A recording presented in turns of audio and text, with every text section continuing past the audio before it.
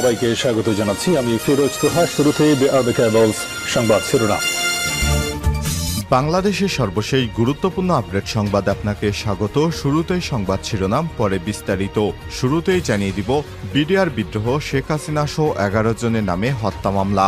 2009 সালে Bangladesh rifles BDR সদর দপ্তর পিলখানায় বিদ্রোহের ঘটনায় দায়ের করা মামলার আসামি বিডিআর উপসহকারী পরিচালক ডিএডি বীর মুক্তিযোদ্ধা মোহাম্মদ আব্দুর রহিমের কারাগারে মৃত্যুর ঘটনায় হত্যা মামলা দায়ের করা হয়েছে। সাবেক প্রধানমন্ত্রী শেখ হাসিনা, সাবেক বিজিবি মহাপরিচালক এবং সাবেক সেনাপ্রধান আজিজ আহমেদ এবং পিলখানা বিদ্রোহ মামলার আইনজীবী মোশারেফ হোসেন কাজল সহ 11 জনকে আসামি করা হয়েছে। আজ ঢাকা মহানগর হাকিম মোহাম্মদ আখতারুজ্জামানের আদালতে এই মামলা দায়ের করা হয়। মৃত আব্দুর রহিমের ছেলে অ্যাডভোকেট আব্দুল আজিজ এই হত্যা মামলা দায়ের করেছেন।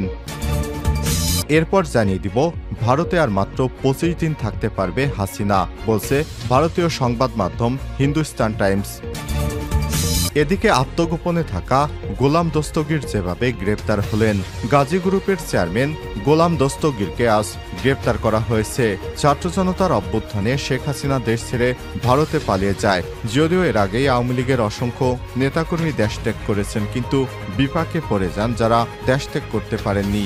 শেখ হাসিনার পতনের পর একে একে প্রকাশিত হচ্ছে শেখ হাসিনা সরকারের নানা অনিয়ম, দুর্নীতি। এর মধ্যে শেখ হাসিনার সাবেক মন্ত্রী গোলাম দস্তগীর এবং গাজী গ্রুপের চেয়ারম্যান দস্তগীর, তিনি আগে পাট এবং বস্ত্রমন্ত্রী ছিলেন, তাকে গ্রেপ্তার করা হয়েছে। আজ জানাবো এই আওয়ামী লীগের নেতা কিভাবে আত্মগোপনে থেকেও শেষ রক্ষা পেলেন না। এদিকে যৌক্তিক সময়ে নির্বাচনের উদ্যোগ নেবে অন্তর্বর্তীকালীন সরকার, বললেন বিএনপির জাতীয় স্থায়ী কমিটির সদস্য মেজর অবসরপ্রাপ্ত হাফিজউদ্দিন আহমেদ। এবারে জানাবো, ভারতে আওয়ামী লীগ নেতা পান্নার মৃত্যু। ছাত্রলীগের সাবেক সাধারণ সম্পাদক এবং পিরোজপুর জেলা আওয়ামী লীগের সদস্য ইসহাক আলী খান পান্না মারা গেছেন। ভারতের মেঘালয়ের শিলং পাহাড়ে ওঠার সময় তাকে ভারতের বর্ডার রক্ষা বাহিনী বিএসএফ গুলি করে। এ সময় তার মৃত্যু হয়। এবং সর্বশেষ জানিয়ে দিব, আজ থেকে সমমনাদের সঙ্গে বৈঠক করবে বিএনপি। সরকার পতনের পর সমমনা দল এবং জোটের সঙ্গে আবারও বৈঠক করতে যাচ্ছে বিএনপি। আজ রোববার এই বৈঠক শুরু হওয়ার কথা রয়েছে। জানা গেছে, বিকেলে গুলশানে বিএনপির চেয়ারপারসনের রাজনৈতিক কার্যালয়ে সমমনা 12 দলের জোটীয় নেতাদের সঙ্গে এই বৈঠক অনুষ্ঠিত হবে।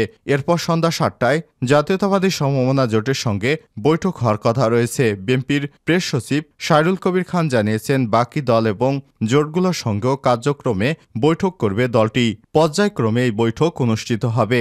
বর্তমান পরিস্থিতিতে কিভাবে ঐক্যবদ্ধ থেকে কাজ করা যায় সে বিষয়ে বৈঠকের পদক্ষেপ নেয়ার ব্যাপারে আলোচনা হবে। সেই সঙ্গে রাষ্ট্র সংস্কার এবং নির্বাচন অগ্রাধিকার পাবে। প্রিয় দর্শক, এতক্ষণ শুনছিলেন সংবাদ শিরোনাম, এবারে বিস্তারিত। তবে তার আগে বন্ধুরা, অনুরোধ থাকবে এই সংবাদটিতে একটি লাইক দিন।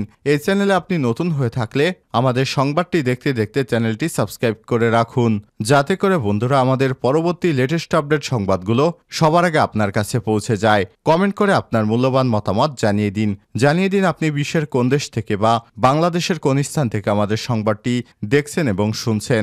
এবারে বিস্তারিত। বিডিআর বিদ্রোহ, শেখ হাসিনা সহ 11 জনের নামে হত্যা মামলা। 2009 সালে বাংলাদেশ রাইফেলস বিডিআর সদর দপ্তর পিলখানায় বিদ্রোহের ঘটনায় দায়ের করা হত্যা মামলার আসামি বিডিআরের উপসহকারী পরিচালক ডিএডি বীর মুক্তিযোদ্ধা মোহাম্মদ আব্দুর রহিমের কারাগারে মৃত্যুর ঘটনায় হত্যা মামলা দায়ের করা হয়েছে শেখ হাসিনার বিরুদ্ধে।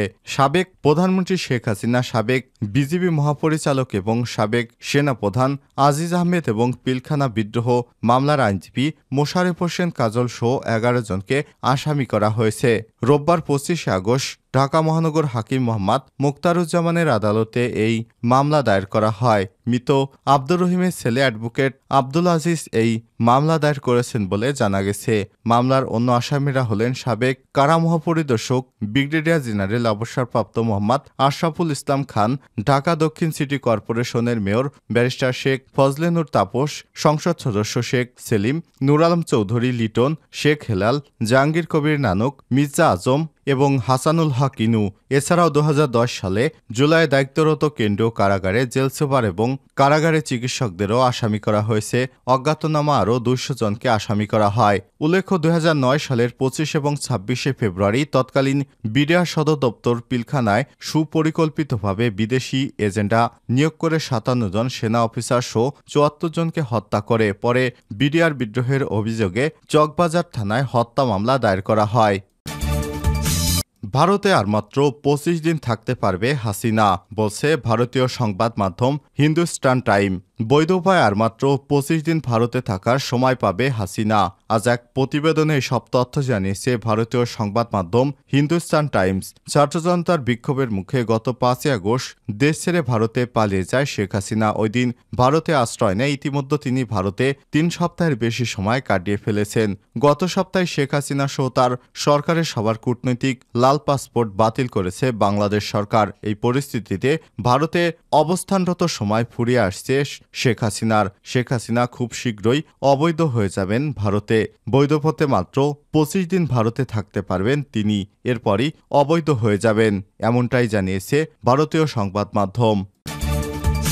আত্মগোপনে থাকা গোলাম দস্তগীর যেভাবে গ্রেপ্তার হলেন। ছাত্র জনতার অভ্যুত্থানে শেখ হাসিনার 1.5 দশকের শাসন ছেড়ে ভারতে পালিয়ে যায়। যদিও এর আগে আওয়ামী লীগের অসংখ্য নেতাকর্মী দেশত্যাগ করেছে, কিন্তু বিপাকে পড়ে গেছে, দেশত্যাগ করতে পারেনি অনেকেই। শেখ হাসিনার পদত্যাগের পর থেকে একে একে অপ্রত্যাশিতভাবে আওয়ামী লীগের নেতাকর্মীদের দুর্নীতি এবং নানান অপকর্মের খবর বের হয়ে আসছে। গ্রেপ্তার করা হচ্ছে দলের শীর্ষস্থানীয় নেতাকর্মীদের। ফলে যারা দেশ ত্যাগ করেননি বা করতে পারেননি তারা চলে যায় আত্মগোপনে। এরই মধ্যে শনিবার গ্রেপ্তার হন পাট এবং বস্ত্র মন্ত্রণালয়ের সাবেক মন্ত্রী এবং গাজী গ্রুপের চেয়ারম্যান গোলাম দস্তগীর গাজী। শনিবার রাতে রাজধানীর শান্তিনগরে একটি বাসা থেকে ডিবি পুলিশ তাকে গ্রেপ্তার করে। পুলিশ জানিয়েছে, নারায়ণগঞ্জের রূপগঞ্জ থানায় দায়ের করা মামলায় তাকে গ্রেপ্তার করা হয়েছে। রোববার সকালে পল্টন থানার ওসি মোহাম্মদ খলিল হোসেন গণমাধ্যমকে বলেছেন, শান্তিনগরের একটি বাসা থেকে সাবেক পাটমন্ত্রীকে গ্রেপ্তার করা হয়েছে। তিনি গ্রেপ্তারের রাতে তার সমন্দির অর্থাৎ স্ত্রীর বড় ভাইয়ের বাসায় আত্মগোপনে ছিলেন। ডিবি পুলিশের একটি দল তাকে সেখান থেকে গ্রেপ্তার করেছে। তিনি এখন ডিবি কার্যালয়ে রয়েছেন। উল্লেখ্য, দ্বাদশ জাতীয় সংসদ নির্বাচনে নারায়ণগঞ্জের রূপগঞ্জ 1 আসন থেকে আওয়ামী লীগের নৌকা প্রতীক নিয়ে এমপি নির্বাচিত হয়েছিলেন গোলাম দস্তগীর গাজী। ছাত্র জনতার অভ্যুত্থানে সন্ত্রাসীদের গুলিতে নবম কিশলয় হাই স্কুলের 10ম শ্রেণীর ছাত্র রোমান মিয়া 17 নিহত হওয়ার ঘটনায় গত বুধবার নারায়ণগঞ্জের রূপগঞ্জে থানায় শেখ হাসিনা এবং গোলাম দস্তগীর গাজী সহ 105 জনের নামে হত্যা মামলা দায়ের করা হয়। মামলাটি করেন রোমান এর খালা রিনা। মামলার বাদী জানান, গত 5 আগস্ট শেখ হাসিনা পতনের খবরে ছাত্র জনতার আনন্দ মিছিল চলাকালে আওয়ামী লীগ এবং অঙ্গ সংগঠনের নেতাকর্মীরা পিস্তল, আগ্নেয়াস্ত্র, দেশীয় অস্ত্র নিয়ে রূপগঞ্জের চনপাড়া এলাকা জনকল্যাণ স্কুলের সামনে ছাত্র জনতার উপর হামলা চালায়। এ সময় সন্ত্রাসীরা ছাত্র জনতাকে লক্ষ্য করে গুলি এবং ককটেল বিস্ফোরণ ঘটায়। এ সময় সন্ত্রাসীদের গুলিতে নিহত হয় রোমান মিয়া। পরে স্থানীয়রা তাকে উদ্ধার করে পূর্বগ্রাম হাসপাতালে নিয়ে গেলে চিকিৎসক তাকে মৃত ঘোষণা করেন। যুক্তির সময়ে নির্বাচনের উদ্যোগ নেবে অন্তর্বর্তীকালীন সরকার, বললেন হাফিজ। বিএনপির জাতীয় স্থায়ী কমিটির সদস্য মেজর অবসরপ্রাপ্ত হাফিজউদ্দিন আহমেদ বলেছেন, একটি ব্যতিক্রমী বিপ্লবের মধ্যে শেখ হাসিনা দেশ ছেড়ে পালিয়েছে। ছাত্র জনতার রাজনৈতিক দলগুলো মিলিয়ে ডক্টর ইউনূসের নেতৃত্বে একটি অন্তর্বর্তী সরকার প্রতিষ্ঠা করা হয়েছে। আমরা এ সরকারকে সহযোগিতা করব। এ সময় তিনি বলেন, আমরা চাই দীর্ঘদিনের জঞ্জাল আওয়ামী লীগের সরকার যে সমাজ রেখে গেছে, অর্থনীতি মারাত্মকভাবে ক্ষতি হয়েছে, আয়নাঘরের মতো মানবাধিকার লঙ্ঘনকারী প্রতিষ্ঠানের মাধ্যমে দেশের মানুষকে গুমখুন করেছে, তাদের বিরুদ্ধে দ্রুত ব্যবস্থা নেওয়ার জন্য আমরা সরকারকে সময় দিতে চাই। আমরা আশা করি একটি যৌক্তিক সময়ে জনপ্রতিনিধিদের কাছে সুষ্ঠু নির্বাচনের লক্ষ্যে অন্তর্বর্তী সরকার উদ্যোগ নেবে। শনিবার 24 আগস্ট সকালে রাজধানীর জিয়া উদ্যানে জিয়াউর রহমানের মাজারে শ্রদ্ধা নিবেদন শেষে তিনি এসব কথা বলেন। বিএনপির ভাইস চেয়ারম্যান পদে সদ্য মনোনীত নুরুল ইসলাম মনিকে নিয়ে জিয়াউর রহমানের মাজারে শ্রদ্ধা নিবেদন করে দলীয় স্থায়ী কমিটির এই নেতা। এ সময় হাফিজ বলেন, আজ জিয়াউর রহমানের মাজারে এসেছেন বিএনপির ভাইস চেয়ারম্যান নুরুল ইসলাম মনি। এই নেতা আগামী দিনে বরগুনায় আরও উন্নয়নের পথে এগিয়ে নিয়ে যাবেন। এ সময় তিনি বলেন, অনেক ত্যাগের বিনিময়ে আমরা অন্তর্বর্তীকালীন সরকার পেয়েছি। বিএনপির ১৬ বছর আগে এই আন্দোলন শুরু করেছিল। আমাদের শত শত নেতাকর্মী খুন হয়েছে, হাজার হাজার নেতাকর্মী জীবন দিয়েছে। আওয়ামী লীগের সরকার বিএনপি এবং অঙ্গ সংগঠনের উপর যে ধরনের অত্যাচার করেছে সেটি নিষ্ঠুর, নিষ্পেষিত। তাদের হাত থেকে আমরা রক্ষা পেয়েছি। সুতরাং ছাত্রছাত্রীরা এই সরকার গঠন করতে সহায়তা করেছে। তারা একটি সময় আমাদেরকে দিবে যে আগামীতে অমুক সময়ে দেশে সুষ্ঠু নির্বাচনের মাধ্যমে নতুন সরকার গঠিত হবে।